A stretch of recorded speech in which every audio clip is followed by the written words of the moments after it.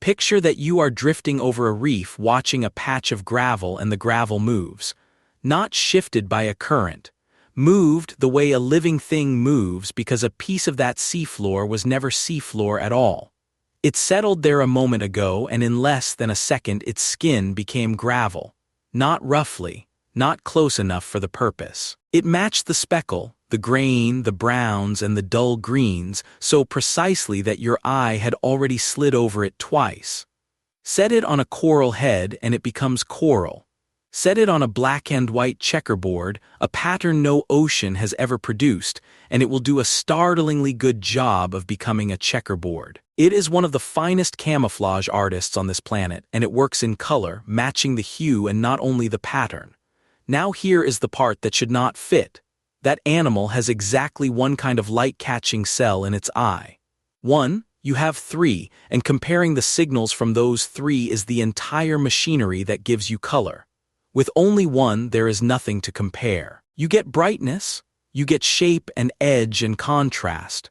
The world arrives as something like a very detailed gray, so this animal is, in the strict sense of the word, colorblind, and it is quietly one of the best color matchers on Earth. I'm Ren, and the creature I want to sit with today is the cuttlefish. It looks like a soft, hovering little spaceship with a skirt of rippling fin, and it is doing something that, on paper, it should not be able to do at all. So let me try, carefully, to take you inside a mind that gets the color right without ever seeing it. There's an old idea in biology I lean on in every one of these, from a man named Jakob von Uexkull. He called it the Umwelt, an animal's self-world, not the world as it truly is, but the thin slice of it that one particular body is built to sense and to use. Yours is built around two forward eyes with three kinds of color cell in them, and because of that, color feels to you like a plain fact about objects. The sea is blue, the coral is orange. It does not feel like a calculation. It feels like something you are simply handed. For the cuttlefish, color is not handed over at all. If it gets there by another road entirely. Same reef, two completely different worlds. So start with the eye because it is stranger than it looks. A cuttlefish eye is large and beautifully made, and behind it there is a single visual pigment, one channel. And when researchers tested the animal rather than assuming, the behavior agreed. What a cuttlefish reliably matches is brightness and contrast, not hue in the way you would mean it. Its eye is simply missing the thing color vision is made of. And then there is the pupil. When the light is bright and a cuttlefish contracts its pupil, it does not close to a circle or a neat vertical slit. It closes into a shape like the letter W, a crooked, wandering line pushed far off to one side of the lens. Hold on to that because in a moment it becomes the hinge of the whole story. Now the skin, which is honestly the finest instrument on the animal. Just under the surface sit chromatophores, tiny elastic sacs of pigment, each one ringed by its own muscles. When those muscles pull, the sac stretches open and the color shows. When they relax, it snaps shut and vanishes. And crucially, those muscles are wired directly to the brain. This is not a chemical process seeping through the body over minutes. It is nerves and muscle. That is why it is instant. The cuttlefish decides and the skin moves. Underneath the chromatophores sit two more layers. Iridophores, stacks of reflective plates that make color out of structure rather than out of pigment, throwing greens and blues and metallic sheens. And beneath those, leucophores, which scatter whatever light falls on them broadly and whitely. Layered together, they can produce almost any tone the seafloor is wearing. Which leaves us with the question this whole episode is really about. If the eye cannot see color, how does the animal know which color to put on? There are two serious scientific answers being argued over right now, and I find both of them wonderful. The first one goes back to that W-shaped pupil. Every simple lens has a flaw. It bends short wavelengths more sharply than long ones. Blue comes to a focus slightly nearer the lens. Red focuses slightly farther back. Physicists call this chromatic aberration, and it is a nuisance we spend money to correct in cameras and telescopes. In 2016, two researchers, Alexander Stubbs and Christopher Stubbs, published a paper in the Proceedings of the National Academy of Sciences proposing that a cephalopod might do the opposite. It might not fight the flaw, it might use it, because a wide, wandering, badly off-center pupil exactly like a W does not minimize that wavelength spread. It exaggerates it. And if the spread is large enough, then at any one focus setting, only one narrow band of wavelengths is sharp and everything else is smeared. So the animal sweeps. It shifts its focus, which a cuttlefish does in an unusual way by moving the whole lens rather than squeezing it, and it notes where the image snaps into sharpness. Sharp at this focus means one wavelength. Sharp at that focus means another. In effect, it would be tasting color one wavelength at a time in sequence instead of receiving it all at once the way you do. Slow, coarse, but real information about wavelength wrung out of blur by an eye with no color channels in it at all. I want to be careful here because this matters. That is a hypothesis.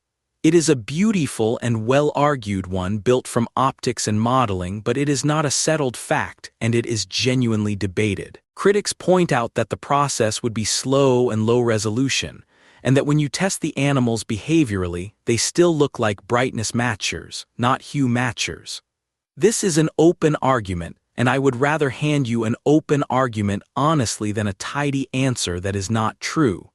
The second answer is stranger, and it does not involve the eye at all. In 2015, in the Journal of Experimental Biology, Desmond Ramirez and Todd Oakley reported that the skin of a cephalopod, in their case the California two-spot octopus, Octopus bimaculoides, expresses the genes of light detection, including rhodopsin, the same molecule your retina uses. And they showed something you can hardly read without stopping.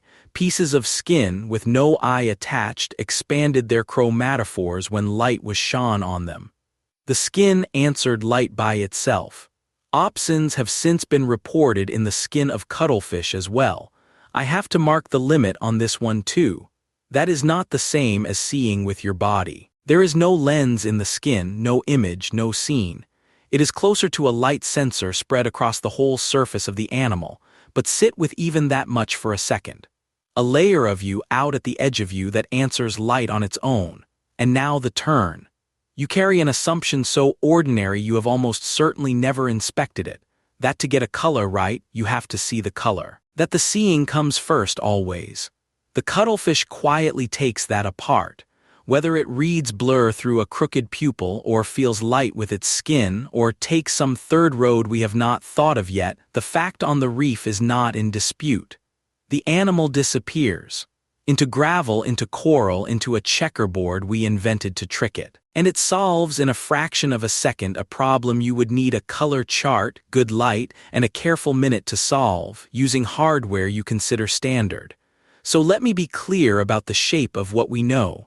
The eye has one pigment. The pupil is a W. The chromatophores are muscle on direct neural control. The skin has light-sensitive molecules in it because researchers took the skin and shone light on it and watched. What we are still arguing about is the bridge between all of that and the matching. And beyond that, there is the wall. In 1974, a philosopher named Thomas Nagel wrote a famous essay with a haunting title. What is it like to be a bat? His point was simple and it stays with me. You could learn every fact about a creature's senses, every organ, every signal, and still never know the one thing that matters most, what it is like from the inside to be that creature. Suppose the chromatic aberration story turns out to be right.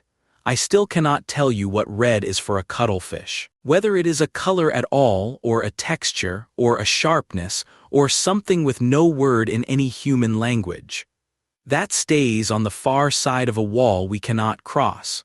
But before you go, let me point this back at you because there is a second inversion hiding in this animal, and it is the one I cannot stop thinking about. While we stand around debating whether the cuttlefish can see color, the cuttlefish is using a channel you are, for practical purposes, completely blind to.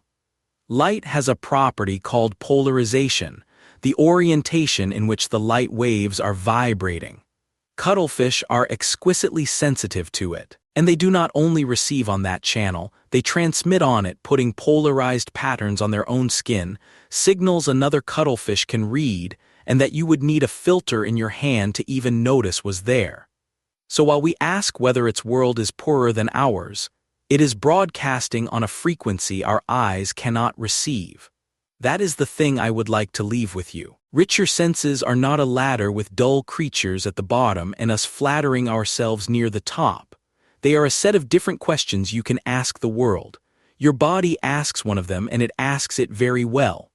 The cuttlefish asks a different one and its answer comes back as a body that turns into gravel. So here is what I would love to know down in the comments. If you could trade one of your 3 color channels for the ability to see polarized light the way a cuttlefish does, would you take that trade? There is no right answer. I just want to hear yours. I read everyone. If sitting quietly at the edge of another mind is your kind of strange, subscribe and stay close. There is a whole planet of them out there, thinking in ways we will never fully reach, and next time we'll go and find another one. I'm Ren, watch the gravel. Sometimes it is watching you.